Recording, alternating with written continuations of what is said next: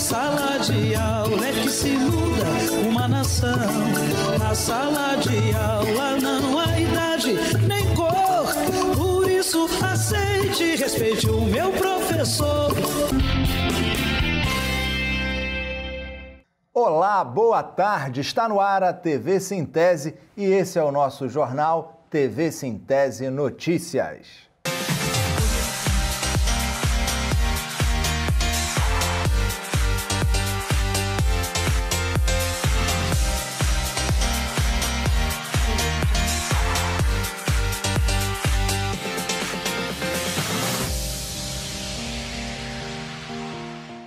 Prefeitura de São Domingos instala câmeras dentro de salas de aula e desrespeita a Constituição Federal, ECA e LDB.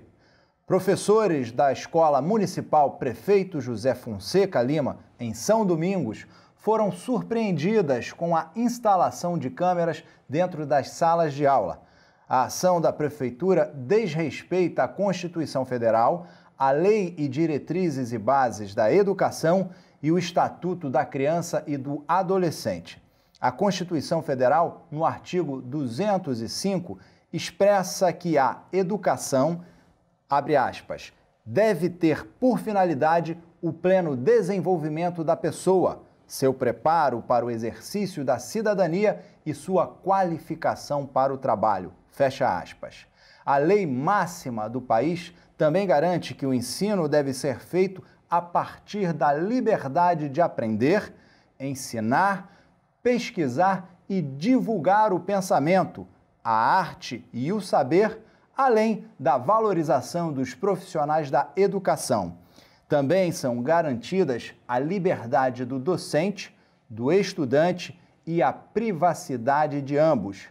A ação da Prefeitura de São Domingos em monitorar a ação das professoras e dos estudantes também fere o artigo 15 do Estatuto da Criança e do Adolescente, o ECA, que é claro ao afirmar que toda criança e adolescente, abre aspas, tem direito à liberdade, ao respeito e à dignidade como pessoas humanas em processo de desenvolvimento e como sujeitos de direitos civis, humanos e sociais garantidos na Constituição e nas leis. Fecha aspas.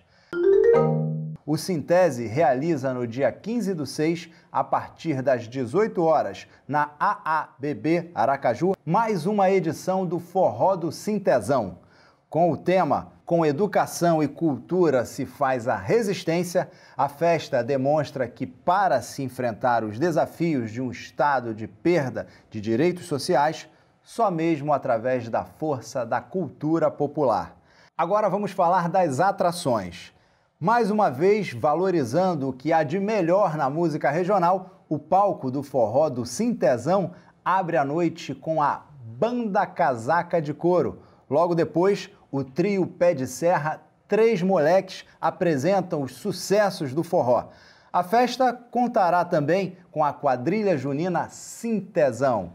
Os professores e professoras filiados da Ativa e aposentados já podem retirar os convites na sede do Sintese, na Rua de Campos, número 107, bairro São José, no horário comercial e nas subsedes regionais da entidade.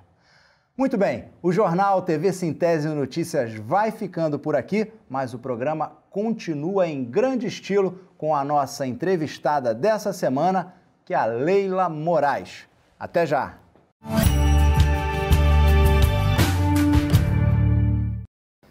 Leila Moraes, tudo bom, Leila? Tudo jóia. Estava aqui fazendo uma reflexão, cheguei à seguinte conclusão. Você é igual gasolina, está sempre valendo muito, é inflamável e quando desaparece faz uma falta danada aqui pra gente. Tudo bom, Leila? Tudo bem. Bom, deixa eu começar aqui então com as nossas perguntas. Bom, como anda a negociação com o governo sobre a carreira do magistério? Bem, nosso contato último que tivemos foi com o secretário da Fazenda, que assumiu a pasta a partir da posse de Belivaldo Chagas. Ele desenhou para nós todo um cenário da realidade do Estado de análise de folha, de análise da máquina, né, como ele costuma dizer, estatal, e nós colocamos para ele na mesa de negociação que o que nós queremos é exatamente uma proposta de retomada da carreira do magistério. E aí ficou agendada uma nova audiência agora para o dia 5 de junho, né? Na véspera da nossa assembleia, nós vamos ter uma assembleia com a categoria já na quarta-feira, dia 6 de junho. Entre os pontos de pauta está exatamente os encaminhamentos que vão ser dados na luta da nossa retomada. Esperamos levar para a assembleia exatamente já uma proposta que venha a ser apresentada pelo governo do estado na nossa audiência do dia 5 de junho. Leila, sabe o que eu não consigo entender depois de quase 2 anos de apresentação do programa TV Sintese? Por que essa relutância em oferecer o básico, né? Porque o pleito do professor não é nada mais do que o básico, ou seja, o reajuste salarial, o plano de carreira. Por que essa relutância toda? Na verdade, é uma política que foi adotada durante todo o governo de Jackson Barreto, e Belivaldo agora tem a chance de mudar. A chance da mudança é exatamente de apresentar uma proposta da retomada. O que foi a política imposta? Foi exatamente não reajustar o piso, garantindo o que está no nosso plano de carreira, que são os interníveis da progressão do magistério, né? De sair do nível médio até chegar no doutorado. Entre um e outro, nós temos diferentes níveis de um professor que a cada vez que ele estuda, que ele se forma, que ele sai da graduação e vai para uma pós-graduação, para um mestrado, para um doutorado, ele vai tendo acrescido valores exatamente para a sua valorização profissional. Exatamente. É só isso que a gente justo, quer. Né? É o respeito a um processo de valorização através da formação. Bom, agora eu gostaria de saber o seguinte: como andam as ações em relação ao ensino médio em tempo integral? Nossas ações continuam fortes, nós continuamos fazendo plenárias nas escolas, continuamos debatendo com a categoria e com a comunidade a necessidade da resistência a esse modelo imposto e, principalmente, a partir do que já foi conquistado para escolas como o Feliz Belo Freire e para o Gonçalo Hollenberg, que é possível sim que se tenha em escolas que são de tempo integral, que se mantenham as turmas de tempo parcial. Né? E aí depende muito da luta da comunidade escolar, porque aí é uma questão de que se a comunidade reivindica e mostra que tem demanda naquela comunidade para a abertura do tempo parcial, como a gente está definindo, a permanência do ensino médio do primeiro ano em tempo parcial, a comunidade faz um abaixo-assinado, leva a lista de estudantes que querem ir para o tempo parcial e reivindica junto à sua DR na Secretaria da Educação a abertura dessa turma, a abertura de matrícula para essa turma, assim como se fez no Feliz Belo e como se fez também no Gonçalo Hollenberg. No último programa, tivemos aqui o nosso diretor Paulinho, que foi até o CONAP, e você estava lá no CONAP também. Então, eu queria que você contasse como é que foi essa sua ida lá e que explicasse novamente para relembrar o público o que é o CONAP.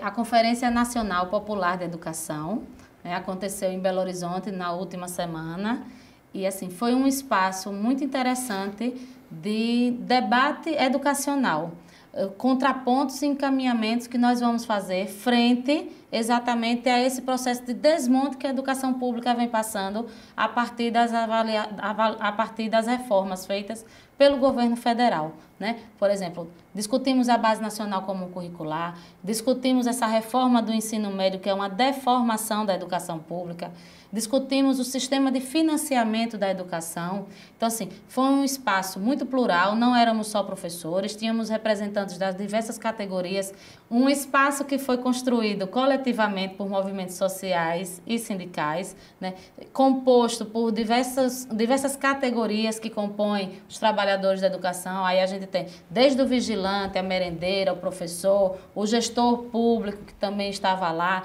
os pais, os estudantes, quem vive e quem faz a educação pública nesse país estava participando dessa Conferência Nacional Popular de Educação, discutindo pontos como a BNCC, discutindo o ponto da reforma do ensino médio, discutindo o financiamento da educação, analisando conjunturalmente como está se dando o processo de privatização da educação, não só no Brasil, mas na América Latina como um todo. Então, tivemos a participação também de conferencistas, representantes de outros países, como Uruguai, Paraguai, Argentina, que trouxeram para nós as experiências que estão sendo vividas por eles nesse processo.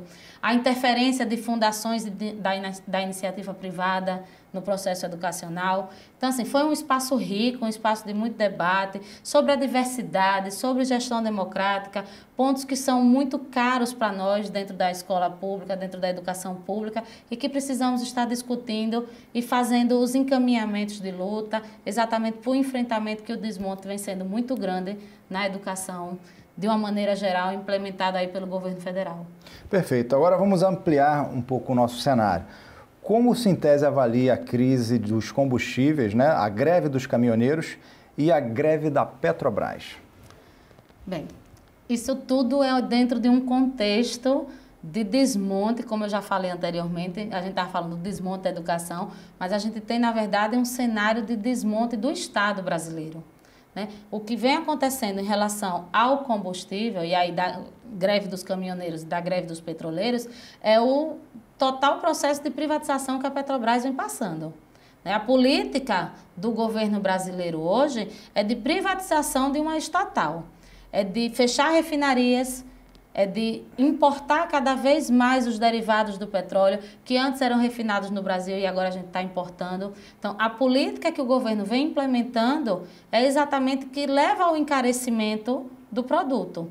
O que a gente tem que defender não é baixar 30 centavos no diesel, nem 15 centavos na gasolina. O que precisa ser defendido, e aí a ação dos petroleiros, é exatamente que a política implementada pelo governo brasileiro precisa ser diferenciada. Precisa se redefinir a política nacional. Acabar com o fechamento das refinarias, acabar com a importação maciça e voltar a ter produção nacional, reabrir as refinarias brasileiras e que a gente exporte ao invés de estar importando o produto. Isso é o que precisa ser redefinido pelo governo brasileiro, né? Porque aí é onde entra a questão. O encarecimento do produto se dá pela importação. Porque quando você antes produzia no Brasil, refinava no Brasil, você agora tem só o petróleo cru no Brasil, praticamente. Porque as refinarias estão fechando. E os impostos também, que acrescentam 45% da composição do preço do combustível. Do preço do combustível é imposto. A gente tem uma discussão que precisa ser refeita das taxações de impostos. A gente não pode corroborar com a ideia do fim dos impostos, porque a gente precisa entender que os fundos que movimentam a saúde, por exemplo, a educação e a assistência social, que estão muito penalizadas já pela PEC 95, aquela chamada PEC da morte, né? Esses fundos, eles sobrevivem exatamente dos impostos. Sim. Então, se tem isenção de impostos nisso, isenção de impostos naquilo, vai cada vez mais desfalcar os fundos que são voltados para a educação, para a saúde e para a assistência. O que precisa se pensar, na verdade, é uma nova taxação de impostos sobre as grandes fortunas, diminuindo as importações e aumentando o processo de refinaria aqui, você diminui a incidência de impostos sobre o produto final do petróleo. E aí sim você vai ter uma diminuição desses preços, sabe? Então, assim, é de uma complexidade muito grande essa discussão. Sim, sem dúvida. Sair com um posicionamento, por exemplo, nós fomos muito cobrados por ter um posicionamento em relação à greve dos caminhoneiros. Os caminhoneiros estão em greve, o Sintese precisa sair. Mas, ao mesmo tempo que os caminhoneiros defendem a diminuição do valor do diesel, eles defendem a intervenção militar. E essa é uma pauta que jamais esse sindicato vai defender.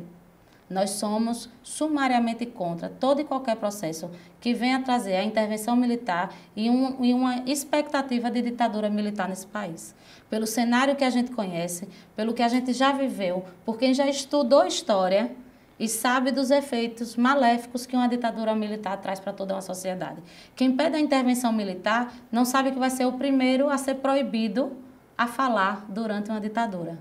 sabe? Então a gente precisa ter muito cuidado, assim, porque é um cenário muito complexo. Deixa eu fazer aqui uma analogia. Quem pede a intervenção militar vai ser o primeiro que vai perder o direito de pedir que se acabe com a intervenção militar. Exatamente, por aí? É bem isso, né? Porque assim, as pessoas às vezes é um apelo muito forte junto à população pedir a diminuição do preço do combustível, porque isso atinge a grande massa. Agora eu vi um depoimento de militares dizendo que isso era uma minoria e que não existe nenhum intuito, pelo menos da parte do governo, não sei se dissimuladamente, do militar propriamente dito, atender essa solicitação que não tem interesse. Como é que você avalia isso? Assim, quem vai fazer uma ditadura não diz que vai fazer. É verdade. Então, a gente tem que ter o pé atrás. E mesmo que se fosse fazer amanhã, não diria. Não diria. É verdade. Né? Ninguém vai anunciar que vai instaurar uma ditadura num país. É verdade. A instauração da ditadura se dá através de um golpe. E o golpe ele não vem anunciado. Tire-se o golpe que foi dado na presidente Dilma. Verdade, né? professora. De onde menos se esperou foi de onde saiu. Assim, apesar da conjuntura como um todo. Então, assim, a gente tem algumas ressalvas, entendemos que tem um apelo muito forte, né, junto à população, compreendemos esse apelo da questão da baixa dos combustíveis, da baixa do preço do gás, a gente vive isso. Sim. Agora, a gente não vai se aliar a um movimento que defenda a intervenção militar. Claro. Isso está fora da nossa pauta. A gente apoia, sim, que vamos redefinir, por exemplo, a greve dos petroleiros, redefinição da política de produção petrolífera, vamos defender. Redução do preço do gás de cozinha, vamos defender. Redução do preço dos combustíveis, estamos juntos defendendo. Isso é uma pauta de luta dos trabalhadores. Certo. Então, a gente precisa ter muito cuidado e estar muito atento, porque assim, a gente tem aqui mesmo em Sergipe pessoas que foram vítimas da ditadura militar. Né? A gente não pode deixar de pensar que um período como a ditadura militar, ele não pode ser nunca esquecido. E os sobreviventes da ditadura, que ainda estão vivos, se você tiver uma conversa com eles e eles contarem um mínimo do que viveram e do que sofreram durante o processo de tortura, sabe, da perseguição, de exílio, aí você consegue entender que ninguém deveria estar pedindo, ninguém deveria estar sequer pensando de uma possibilidade de uma intervenção militar que abra um espaço para uma ditadura militar no país. Sim, conversar, por exemplo, com pessoas como Marcelo Bonfim, conversar com pessoas como Milton Coelho, ouvir deles o que eles viveram, aí as pessoas conseguiriam ter um mínimo, uma dimensão. Se não quer ler o livro de história e entender o que foi a ditadura, converse com quem sobreviveu esse período e vai saber exatamente que essa é uma pauta que já deveria estar arriscada há muito tempo. E esse pensamento do Sintese é muito coerente, porque inclusive é uma luta do sindicato, né, a não inclusão da polícia militar nas escolas. Exatamente. Nós não defendemos a militarização dos espaços escolares, né? Nós entendemos que a escola é um espaço onde precisa ser construído com democracia, com respeito, com participação, com o quanto mais a comunidade puder participar. Não é militarizando as escolas que as escolas vão passar a funcionar como alguns defendem, né? A militarização, ela tem um outro objetivo, que não é a emancipação do ser humano, né? E aí a gente vai na linha da emancipação humana. Mas isso aí é debate para mais um programa inteiro, não é não, professora? É verdade, e a gente agora não tem esse tempo, né? Bom, então eu queria agradecer muito a sua presença. Já fica aqui o convite para a gente continuar esse debate sobre a militarização nas escolas, posição do Sintese, do Sindicato dos Professores. Okay, combinado? Combinado. Bom, pessoal, e a TV Sintese vai ficando por aqui, mas a gente volta no próximo sábado, se Deus quiser, e Ele há de querer. Tchau, pessoal! Na sala de aula é que se muda uma nação. Na sala de aula não